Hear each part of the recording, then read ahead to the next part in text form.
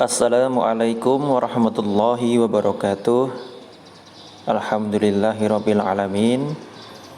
Pada kesempatan kali ini kita dapat melanjutkan pembelajaran sejarah kebudayaan Islam dengan materi pembahasan soal PTS yang telah kalian kerjakan kurang lebih 2 pekan yang lalu.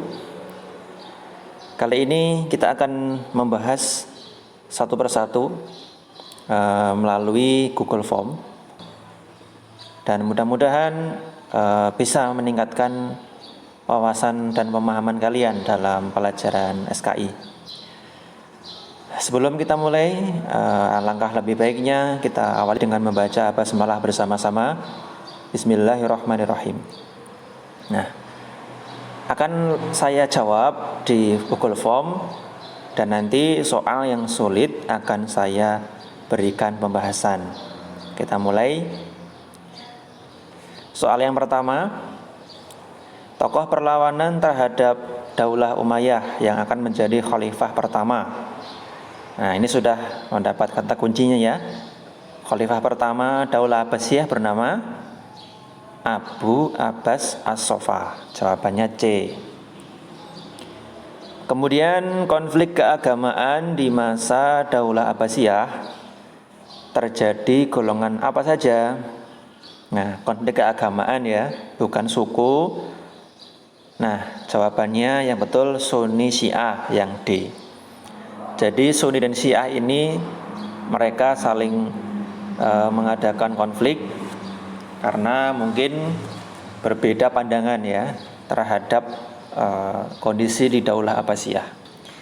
Kemudian soal berikutnya, tokoh perlawanan terhadap Daulah Umayyah yang akan menjadi khalifah kedua. Nah, ini kata kuncinya khalifah kedua. Siapa? Ja'far al-Mansur, yang B. Berikutnya, strategi khalifah Ja'far al-Mansur untuk mengembangkan ilmu pengetahuan. Nah, ini jawabannya sebenarnya ada 2 ya. Ada yang A, yang D juga bisa. Nah, tapi kita pilih salah satu. Jadi pada masa Khalifah Ja'far al-Mansur, beliau meminta kepada para ilmuwan untuk terus mengembangkan pengetahuan yang dimiliki. Nah, kita pilih yang A. Tapi kalau kamu jawab yang D, boleh. Kemudian roda pemerintahan Daulah Abbasiyah menjadi tidak berwibawa karena dicampur tangani oleh pihak luar. Nah, siapa pihak luar itu? Nah, jawabannya adalah bangsa Turki dan Persia. Jadi bangsa Turki dan Persia itu bisa dikatakan campur tangan ya terhadap pemerintahan Daulah Abbasiyah. Jadi pihak luar tapi menyetir gitu ya, menyetir atau ikut campur terhadap rumah tangga Daulah Abbasiyah, sehingga menimbulkan pemerintahan yang tidak sehat. Berikutnya, sebelum Ali bin Abdullah mewujudkan rencananya, ia terlebih dahulu wafat, kemudian dilanjutkan oleh putranya yang bernama siapa? Ada yang tahu?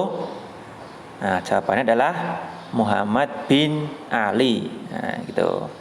Kenapa tidak Husain bin Ali? Nah, karena Husain bin Ali itu anaknya Ali bin Abu Thalib, bukan Ali bin Abdullah. Jawabannya D. Berikutnya, pada saat penghancuran kota Baghdad oleh tentara Mongol, Daulah Abbasiyah dipimpin oleh khalifah siapa? Ya. Jadi ketika Baghdad itu dihancurkan oleh tentara Mongol, jadi itu masa-masa kemunduran Daulah Abbasiyah ya. Pada saat khalifah siapa? Jawabannya adalah Al-Mu'tasim Billah, yang A. Kekuasaan Daulah Umayyah diakhiri dengan wafatnya Khalifah Marwan pada tahun berapa? Jadi Marwan itu mengalami kekalahan. Nah, kekalahannya itu juga menjadi akhir dari kekuasaan Daulah Umayyah. Tahun berapa? Tahun 750 Masehi, yang C. Kemudian pada tahun 1258 terjadi penyerangan dari tentara Mongol yang dipimpin oleh siapa yang memimpin? Jadi jawabannya yang B, Hulagukan. Daulah Abbasiyah menerapkan sistem monarki dalam pemerintahannya. Hal ini dapat dilihat dari apanya? Kalian tahu monarki ya? Monarki itu istilahnya cara memilih pemimpin itu berdasarkan keturunannya, tidak melalui demokrasi atau musyawarah. Jadi kita sebagai rakyat kecil misalkan ya, itu tidak bisa naik jadi pemimpin. Tapi yang jadi pemimpin itu hanyalah orang-orang yang masih keturunan dari penguasa yang lama. Ya, seperti itu. Jadi jawabannya yang C. Pada masa Khalifah Al-Ma'mun dibentuk Majelis Munadharah yang berfungsi untuk apa? Jawabannya adalah pusat kajian yang mengupas segala persoalan hukum agama, yang D. Berikutnya, faktor eksternal yang menyebabkan kemunduran Daulah Umayyah. Faktor eksternal itu apa? Faktor dari luar. Jawabannya adalah adanya perlawanan dari berbagai kelompok. Sebelum mengalami kekalahan, Daulah Umayyah memiliki banyak kemajuan. Berikut ini kemajuan yang telah dicapai antara lain. Nah, masih ingat? Salah satu prestasi Daulah Umayyah itu adalah berhasil memperluas wilayah dari India hingga Afrika Utara. Jawabannya yang A. Kemudian soal berikutnya, pemerintahan Daulah Umayyah berkuasa selama 90 tahun dengan khalifah terakhir bernama, ya jangan kebalik ya, ini Umayyah bukan Abbasiyah. Kalau Umayyah, khalifah terakhir bernama Marwan bin Muhammad, yang tadi di soal sebelumnya telah dikalahkan pada tahun 750 Masehi. Berikutnya, faktor yang menyebabkan pesatnya perkembangan ilmu pengetahuan Daulah Abbasiyah. Apa jawabannya? Nah, jawaban yang paling tepat yang B. Adanya asimilasi budaya, bahasa, pengetahuan antara bangsa Arab dengan bangsa lainnya. Jadi jawabannya yang B. Dalam kurun waktu 508 tahun, Daulah Abbasiyah dipimpin sebanyak berapa khalifah? 36, yang A. Keruntuhan Daulah Abbasiyah disebabkan oleh banyak faktor. Salah satunya adalah segi gaya hidup mereka yang kecintaan berlebih kepada kemewahan dunia, yang D. Basis gerakan anti Daulah Umayyah berada di kota mana? Nah, base camp atau basis gerakan anti Daulah Umayyah dipusatkan di kota Kufah dan Khorasan, yang B. Berikutnya, tokoh-tokoh yang berperan penting dalam melawan Daulah Umayyah siapa saja?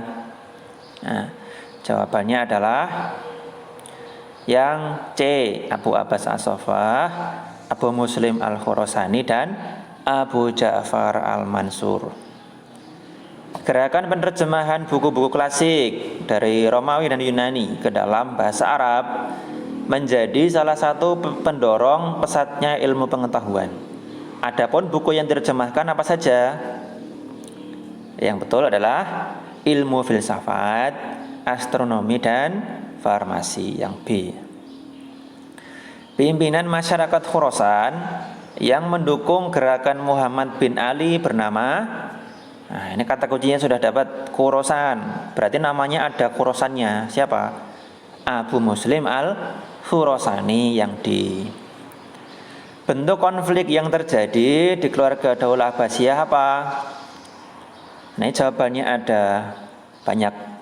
Anda bisa menjawab yang A atau yang B ya. Nah, tapi kita pilih yang B saja ya.